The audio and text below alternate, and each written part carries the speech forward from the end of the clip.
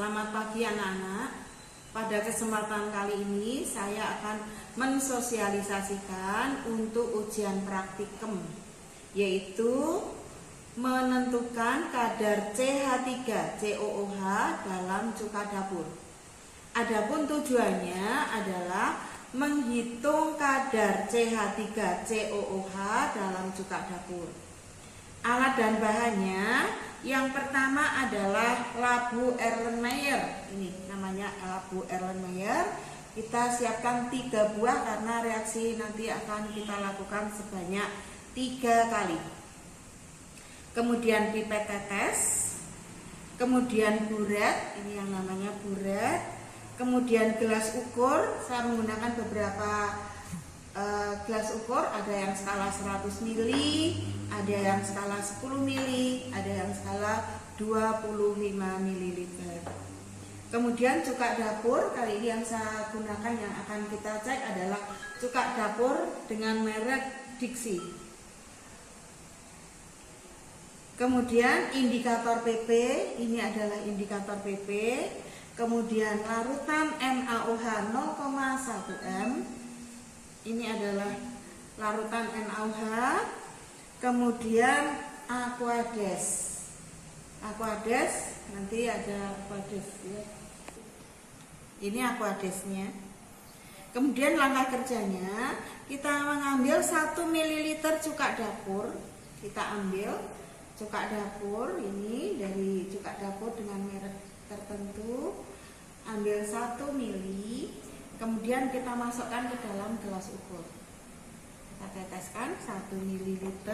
Caranya membaca skala atau angkanya adalah mata kita harus sejajar dengan garisnya. Jadi jangan dari atas atau dari bawah, tapi kita harus sejajar dengan titiknya, garisnya itu. Kemudian encerkan hingga menjadi 100 ml.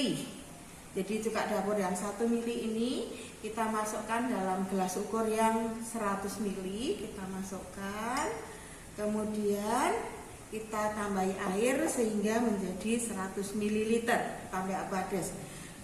Takutnya di sini tadi masih ada sisa, maka ini kita tambahi air dulu. Kita tambahi air di sini. Kemudian baru kita masukkan di sini di gelas ukur yang 100 ml. Kemudian kita tambahi Aquades lagi sampai volumenya 100 ml. Air sampai volumenya 100 ml. Jadi mata kita harus ke bawah, harus sejajar dengan garis yang menunjukkan angka 100 ml.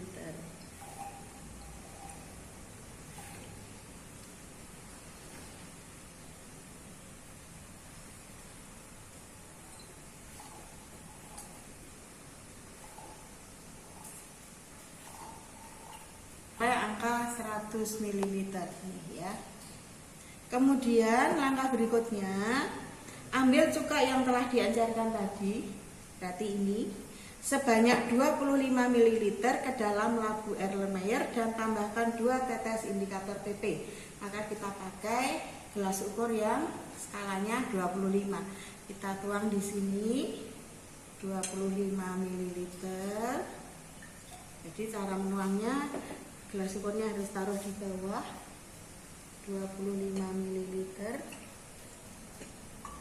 Kemudian menggunakan pipet.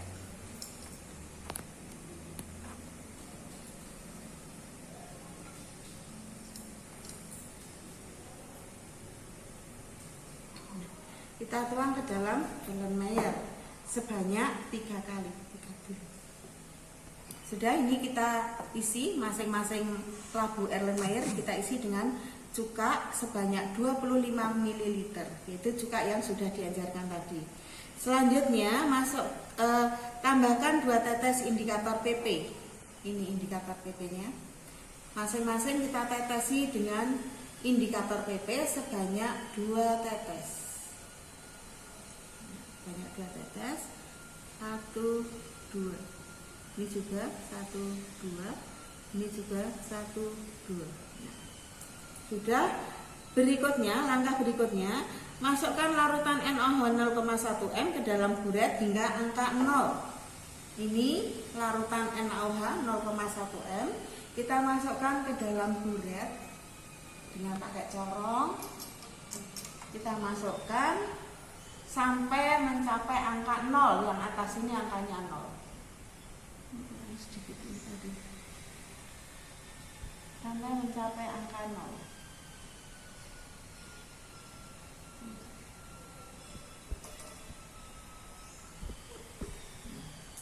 Kalau misalnya kelebihan, maka dibuang sedikit. Ini kelebihan sedikit, maka dibuang. Kalau misalnya kurang, kita tambahi dengan menggunakan pipet. Ini ternyata kelebihan sedikit, sehingga kita buang dulu sampai angka 0.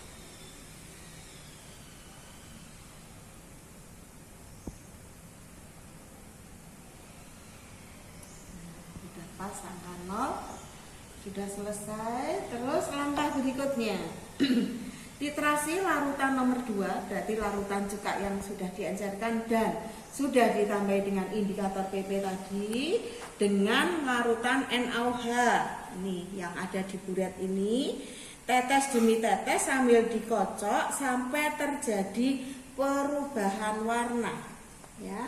Jadi ini kita masukkan di sini. Tangan yang kiri adalah memegang kerannya, keran dari buret, diputar supaya keluar cairan NaOH-nya tetes demi tetes. Sedangkan tangan yang kanan adalah untuk mengocok larutan ini, ya, sampai terjadi perubahan warna. Tetes demi tetes sampai terjadi perubahan warna, ya. Jadi seperti ini. Kita hati-hati sekali, kita harus hati-hati sekali, tetes demi tetes.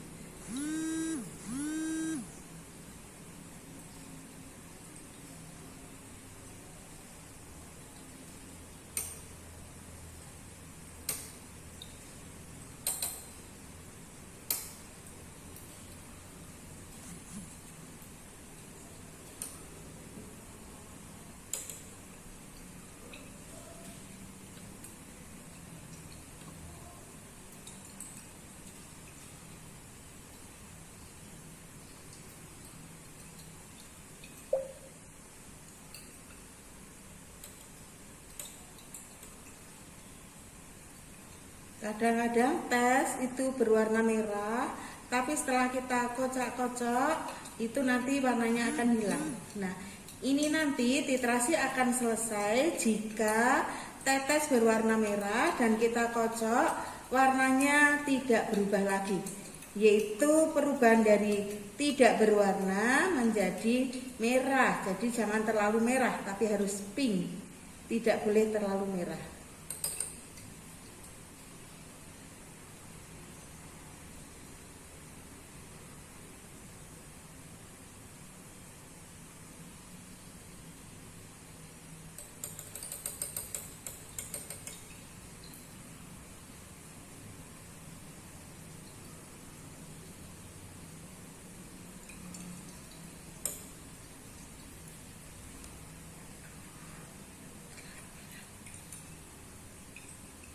Nah, sampai warnanya merah seperti ini. Jangan dilihat. Ternyata di sini di angka 8,5. Kemudian kita catat larutan NaOH 0,1 m pada percobaan 1 membutuhkan volume NaOH sebanyak 8,5 ml.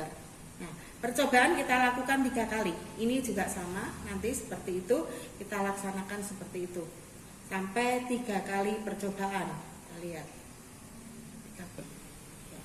Ya, ini sudah terjadi perubahan warna sampai terbentuk warna merah.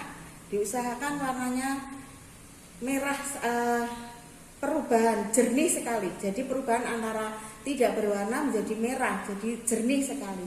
Jadi jangan, kalau kelebihan 1 tetes saja sudah terlalu merah. Jadi jangan sampai terlalu merah, tapi nah seperti ini yang bagus pas ini ya. Jadi percobaan sudah kita lakukan 3 kali, kemudian kita catat datanya. Untuk volume NaOH 0,1 M, data yang pertama adalah 8,5, data kedua 8,1, data ketiga 8 ml. Kemudian di rata-rata, volume rata-rata NaOH berarti 8,2 ml. Selanjutnya nanti akan perhitungannya seperti apa, nanti akan saya jelaskan pada pertemuan berikutnya. Terima kasih, selamat pagi.